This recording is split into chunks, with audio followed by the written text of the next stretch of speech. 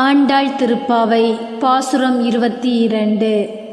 அங்கன்மா ஞாலத்தரசர் அபிமான பங்கமாய் வந்துநின் பள்ளிக் கட்டிற்கீழே சங்கம் இருப்பார் போல் வந்து தலை பெய்தோம் கிங்கினி வாய் செய்த தாமரை பூ போல செங்கன் சிறுகச் சிறதே எம்மேல் விழியாவோ திங்களும் ஆதித்தியனும் எழுந்தாற்போல் அங்கன் இரண்டும் கொண்டு எங்கள் மேல் நோக்குதியேல் எங்கள் மேல் சாபம் இழிந்தேலோர் எம்பாவாய்.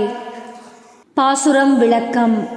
கண்ணா, எங்களை விட உயர்ந்த வீரர்கள் இருக்கிறார்களா என தங்களை பற்றி பெருமையடித்து கொண்டவர்களும் இந்த பரந்த பூமியை ஆட்சி செய்தவர்களுமான அரசர்கள் மிகுந்த பணிவுடன் உன் பள்ளி கொண்டுள்ள கட்டிலை சுற்றிலும் சச்சங்கத்துக்கு வந்த பக்தர்கள் போல் காத்து நிற்கிறார்கள்.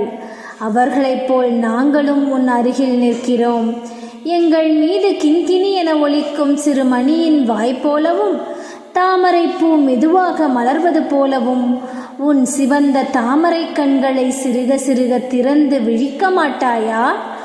சந்திரனும் சூரியனும் உதித்தது போல அந்த கண்களை கொண்டு எங்களை பார்ப்பாயானால் எங்கள் மீதுள்ள எல்லா பாவங்களும் சாபங்களும் தீர்ந்துவிடுமே என்று பாடுகிறார் ஆண்டாள் பிராட்டி.